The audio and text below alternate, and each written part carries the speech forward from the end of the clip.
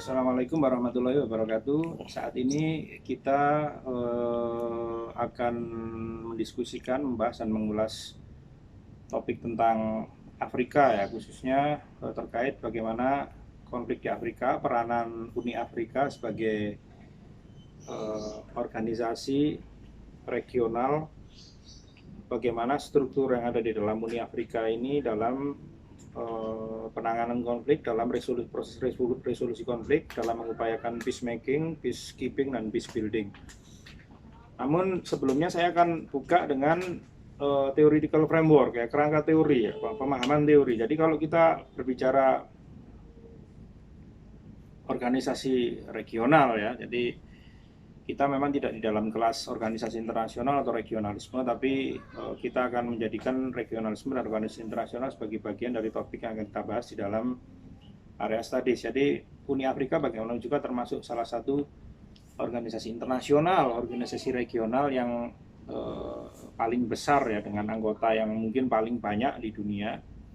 Ada sekitar 53, 54, 55 negara anggotanya, dari mulai yang terbentang dari mulai Afrika Utara ya, kawasan Sahara, Afrika Sahara yang membentang dari Mesir sampai ke Mauritania, sampai ke Afrika Sub-Sahara ya, Afrika Sub-Sahara yang berada di kawasan tengah menjurus ke selatan ya. Jadi dimulai dari kawasan mulai dari terbentang dari Senegal, kemudian Niger, sampai ke Mali, Chad, Sudan Selatan, sampai akhirnya nanti motong ke tanduk Afrika, yaitu ada di sana ada Ethiopia, yang ibu kotanya adalah markas dari Uni Afrika ya, sekretariat Uni Afrika ada di Addis Abeba, ibu kota Ethiopia, dan juga ada Eritrea, kemudian ada Djibouti ya. Jadi wilayah-wilayah itu sampai ke wilayah apa yang sekarang kita sebut sebagai yang ada di dalam organisasi subregional yang namanya SADC ya, South African Development Cooperation, yang mungkin meliputi Afrika Selatan. Di sana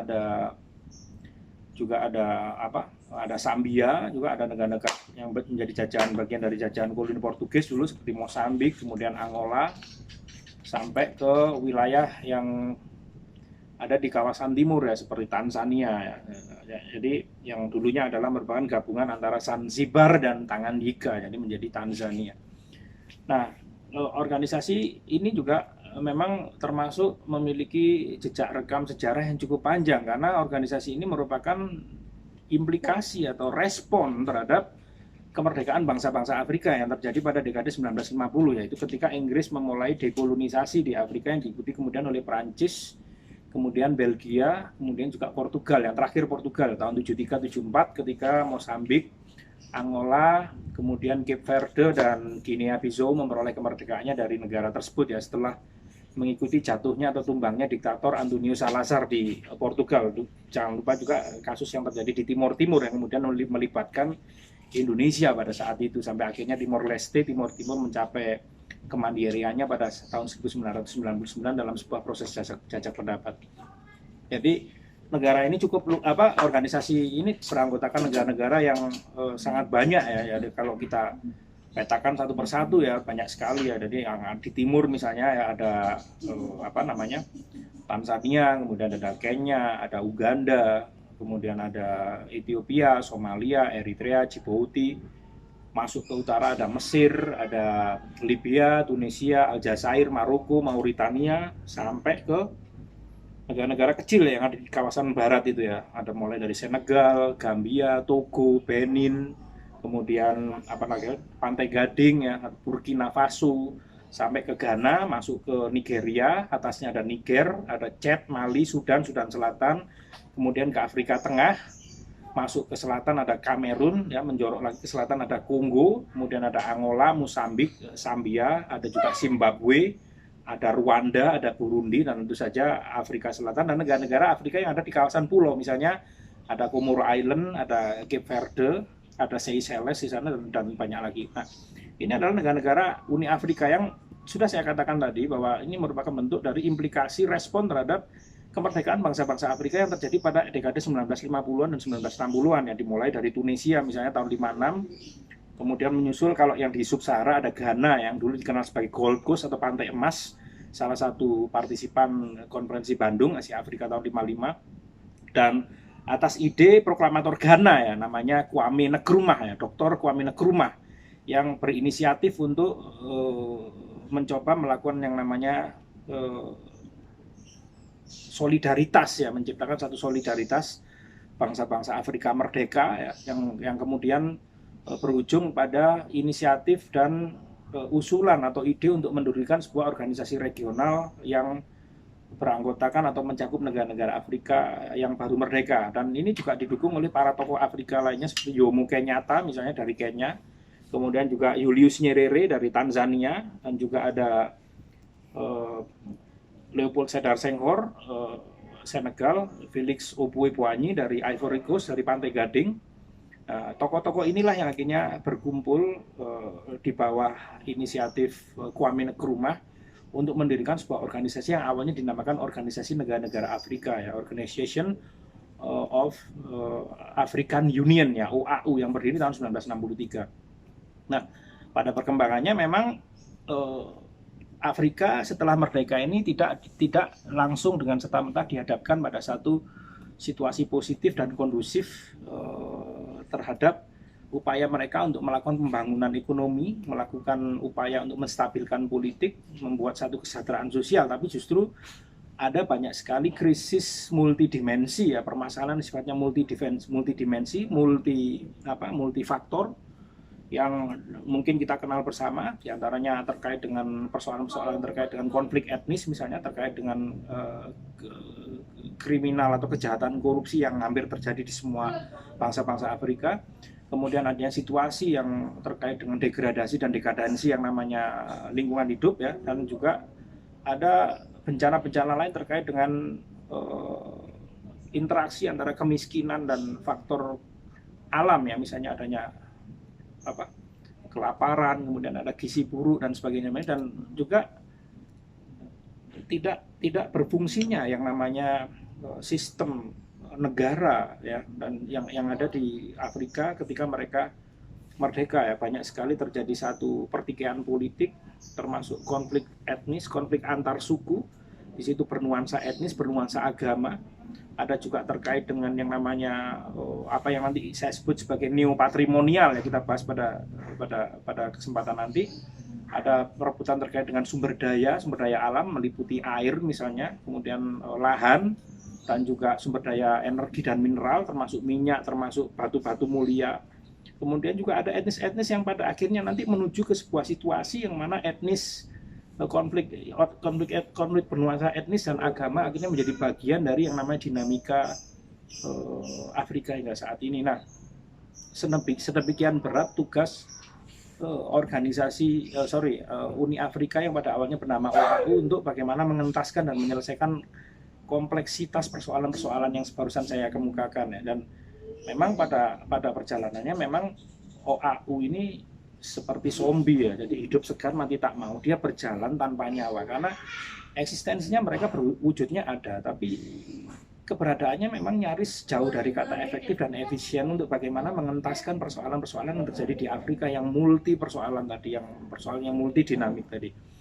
Nah, kalau kita bicara perjalanan Uni Afrika sampai sekarang yang awalnya namanya OAU, maka seperti hanya kebanyakan organisasi kerjasama regional ya, dan institusi-institusi negara di dunia ini banyak sekali melakukan transformasi ya, pergeseran pada saat berakhirnya Perang Dingin. Kemudian juga dengan yang namanya OAU, Organisasi Negara-Negara Afrika, yang mana setelah Perang Dingin akhirnya dirasa perlu untuk mengubah struktur fungsi dari organisasi ini menjadi sesuatu yang lebih responsif ya, lebih mampu menjawab persoalan, lebih efektif dan efisien untuk mengentaskan berbagai macam dinamika persoalan yang terjadi di Afrika. Makanya atas inisiatif pemimpin Gaddafi ya, pemimpin Libya ya, Muammar Gaddafi ya, pemimpin Libya Muammar Gaddafi yang sudah wafat ya karena revolusi Libya tahun 2010-2011, maka nama Organization of African Union ini akhirnya diubah menjadi African Union atau Uni Afrika sejak tahun 2002, yang memang organisasi ini mengalami banyak perubahan termasuk fungsi, termasuk kedudukan, tugasnya, tugas pokok fungsinya, termasuk mereka melakukan restrukturisasi organisasi mereka menjadi organisasi yang lebih dinilai dipandang mampu menjawab persoalan terkait dengan dinamika perkembangan zaman ya. Jadi dan kalau kita kembalikan ke kerangka teori ya, jadi pemikiran teori, maka ini tentu saja kita induk awalnya adalah yang namanya liberalisme ya, triad kantian ya, bagaimana yang namanya kebutuhan atau hajat hidup satu negara ya terkait dengan bagaimana negara itu akan memperoleh satu stabilitas, menghindarkan konflik dan peperangan, dan memperoleh kesejahteraan secara sosial ekonomi, maka mau nggak mau pilihan kerjasama yang harus diambil ya menurut pendapat Immanuel Kant, yang kemudian diikuti oleh para pendukung dari triad kantian yang kemudian ada di kelompok yang namanya liberalisme ya, jadi paradigma liberalisme ya.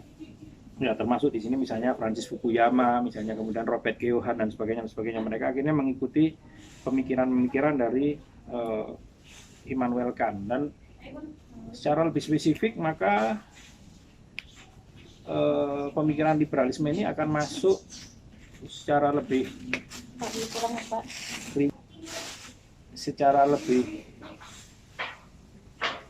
detail kepada apa yang disebut sebagai teori regionalisme ya. Jadi teori regionalisme ini berangkat dari sebuah pemikiran yang kemudian akhirnya menjadi pemikiran awal dari regionalisme, yaitu federalisme ya. Jadi berangkat dari yang namanya pemikiran federalisme, bagaimana negara-negara ini seperti layaknya negara-negara bagian atau provinsi ya, yang kemudian mereka bersepakat untuk berkumpul membentuk sebuah konsensus bersama, akhirnya membentuk sebuah organisasi bersama, menjadi sebuah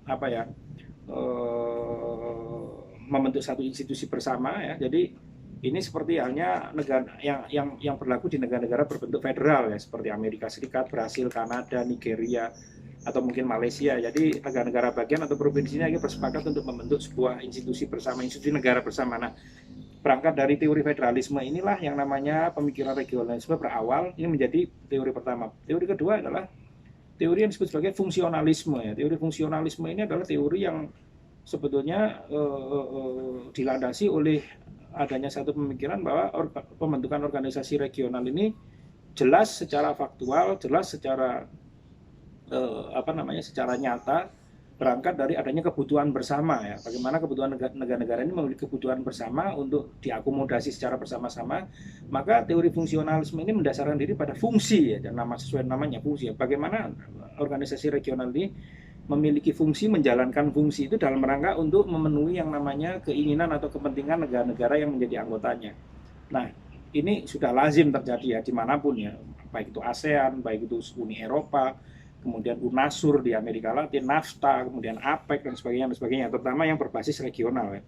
Nah, yang kedua adalah teori neofungsionalisme ya, manakala fungsi yang sudah ditetapkan, disepakati tadi akhirnya mengerucut pada satu bentuk fungsi yang lebih ekstensif, yang lebih berkembang, yang lebih ekspansif, yang bersifat spillover ya, jadi seperti spiral ke atas. Jadi fungsi-fungsi itu akan akhirnya mengalami ekstensifikasi, mengalami ekspansif, mengalami perkembangan, mengalami perluasan ya. Contohnya seperti Uni Eropa. Dari awalnya mereka hanya sebuah organisasi yang bekerja sama di bidang produksi dan pemasaran produk batu bara dan baja ya, Coal and Steel Community. Akhirnya mereka menyepakati kerjasama yang lebih luas secara menyeluruh dalam bidang ekonomi yang disebut sebagai Masyarakat Ekonomi Eropa, European Economic Union pada saat Traktat Roma. Kemudian pada tahun 92 Traktat Maastricht akhirnya berubah dari nama European Economic Community ya, Masyarakat Ekonomi Eropa, menjadi Uni Eropa, yang akhirnya kerjasamanya tidak hanya di sektor ekonomi tapi juga di bidang politik, di bidang keamanan dan sebagainya. ASEAN juga demikian ya. Kalau kita perhatikan bagaimana deklarasi yang terjadi mulai Bali Concord 1 tahun 76 sampai Bali Concord 2 tahun 2001 2002 yang pada saat itu ada inisiatif untuk mendirikan apa yang disebut komunitas ASEAN, sampai dengan Bali Concord 3 pada tahun 2008 ketika ide inisiatif untuk mendirikan komunitas ASEAN itu akhirnya disepakati dan akhirnya menjadi satu, direalisasikan pada tahun 2015 berbentuk ASEAN Community yang terdiri dari 3 pilar ya, dari pilar politik, keamanan, ekonomi, sosial, budaya, yang pada awalnya ASEAN hanya memiliki satu forum atau kerangka kerjasama di bidang ekonomi, sosial, budaya, akhirnya mulai bekerjasama di bidang politik dan keamanan juga ya. Jadi ini menyesuaikan dengan yang namanya fungsi-fungsi karena terkait dengan dinamika perkembangan situasi, dinamika perkembangan politik internasional, dan lingkungan strategis global. Jadi inilah yang juga dilakukan oleh Uni Afrika ya. Ketika dulu mereka masih OAU, Organisasi Negara-Negara Afrika, maka mereka lebih cenderung hanya berfokus pada kerjasama terkait dengan identitas, karena mereka sama-sama negara Afrika, sama-sama pernah dijajah. Kemudian kerjasama terkait dengan bagaimana mereka membangun ekonomi mereka secara bersama-sama ya. Jadi ada kepentingan untuk melakukan yang namanya membangun ekonomi secara kolektif setelah mereka mengalami masa panjang kolonisasi ya, penindasan. Kemudian bagaimana mereka melakukan upaya untuk menyepakati kerjasama di sektor sosial budaya, yang mana ini menjadi bagian penting dari kerjasama bangsa-bangsa Afrika, terutama bagaimana mereka ingin mencoba untuk membuat satu dikotomi secara sosial budaya antara Afrika dengan negara-negara bekas kolonisasi, bekas negara-negara yang penjajahnya ya. Jadi ini bisa kita pakai pemikiran postkolonial ya, kalau di dalam pemikiran hubungan internasional ya, di postkolonial. Jadi neofungsional ini akhirnya terjadi pada saat OAU, Organisasi Negara-Negara Afrika ini berubah menjadi nomenklaturanya menjadi Uni Afrika pada tahun 2002, di mana ada satu keputusan, ada satu kesepakatan, ada satu pertimbangan bahwa skop kerjasama, skop kolaborasi dan integrasi mereka harus lebih rinci, lebih spesifik ya, mencakup semua sektor, mencakup semua faktor ya, termasuk politik, ekonomi, sosial, budaya, keamanan dan sebagainya.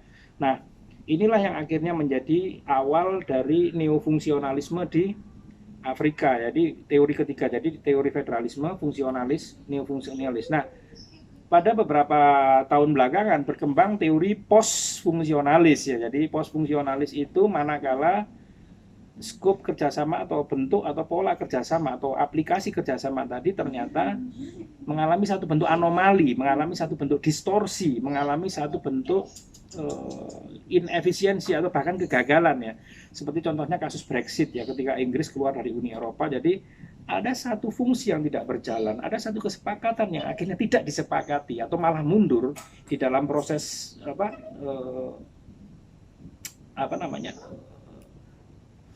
apa istilahnya ya, penetapan fungsi atau kesepakatan di antara fungsi-fungsi tadi. Jadi dalam kasus Brexit, Inggris terutama banyak sekali tidak sepakat dengan Uni Eropa ya, karena terkait dengan imigrasi, terkait dengan bea cukai, terkait dengan dana pensiun, terkait dengan isu-isu sosial ya, terkait dengan isu-isu ekonomi misalnya, jadi terkait isu moneter, isu fiskal. Maka Inggris akhirnya memutuskan untuk keluar dari Uni Eropa, dan ini menjadi bagian dari apa yang kemudian kita sebut sebagai postkolonial ya. Dan hari-hari sekarang ya, di tengah adanya maraknya wabah virus corona yang mengancam tidak hanya human security tapi juga global security, maka bukan tidak mungkin ini juga akan bisa menjadikan bagian dari post fungsionalis tadi ya, ketika akhirnya kerjasama itu dipandang tidak cukup efektif dan efisien untuk membentuk satu yang namanya concerted action atau common action dalam merespon persoalan yang ada ya. Ini dan di Eropa juga telah terjadi ketika terjadi krisis Yunani, yang akhirnya krisis itu berdampak kepada krisis yang terjadi di semua negara yang menerapkan zona euro ya, anggota Uni Eropa, termasuk yang parah di Italia, di Spanyol, di Irlandia, di Prancis, di Portugal. Jadi ini akhirnya juga membelah Uni Eropa menjadi dua. Jadi dan juga sekarang sama yang terjadi ya, Uni Eropa sekarang juga mulai terpecah ya, ketika ada negara-negara yang memiliki satu perbedaan ide dan perbedaan usulan, perbedaan pemikiran terkait bagaimana menanggulangi yang namanya krisis virus corona yang sekarang terjadi ya. Jadi akhirnya negara-negara itu dihadapkan pada satu dualisme, dihadapkan pada satu persimpangan ya, seperti Italia atau Spanyol yang paling terkena dampaknya.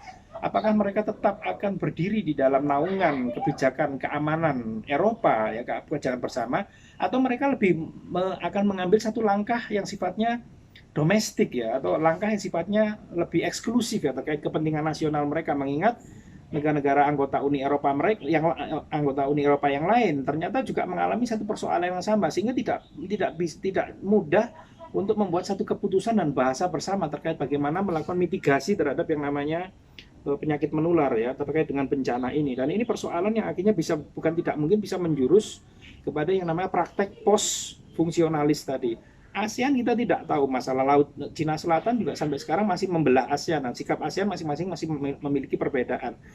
Belum juga masalah-masalah lain yang terkait yang memiliki satu sensitivitas politik ya, terkait bagaimana apakah negara ASEAN akan lebih memilih untuk memfokuskan diri di dalam bagaimana mereka menyelenggarakan kepentingan nasionalnya, atau mereka memilih terkait bagaimana mereka memiliki satu solidaritas regional. Nah, ini persoalan yang harus dijawab oleh banyak kawasan, termasuk yang terjadi di Afrika saat ini, di mana sampai hari ini pun Uni Afrika sudah 18 tahun tapi masih juga mengalami banyak kendala terkait bagaimana mereka menjawab, merespon persoalan-persoalan yang terjadi di Afrika, dinamika persoalan yang terjadi di Afrika, termasuk bagaimana mereka menyelesaikan persoalan-persoalan terkait dengan konflik yang terjadi, mulai dari konflik etnis misalnya, atau konflik agama, atau juga konflik terkait dengan perebutan sumber daya, atau terkait dengan genosida misalnya katakanlah. Jadi, atau terkait dengan perebutan kekuasaan. Ini adalah persoalan-persoalan yang menjadi pekerjaan rumah yang tidak mudah bagi Uni Afrika,